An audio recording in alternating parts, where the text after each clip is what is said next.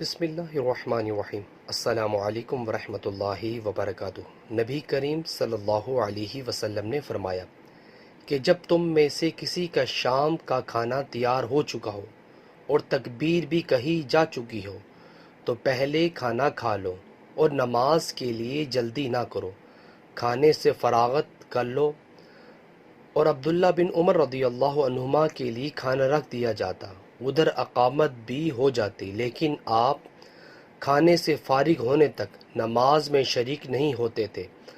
آپ امام کی قرات برابر سنتے رہتے تھے۔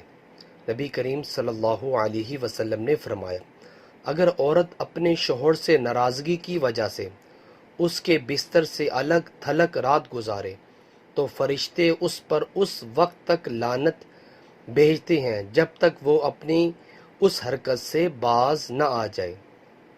نبی کریم صلی اللہ علیہ وسلم نے فرمایا، جو شخص اپنے کو دھاردار چیز سے ذبح کر لے اسے جہنم میں اسی ہتھیار سے عذاب ہوتا رہے گا۔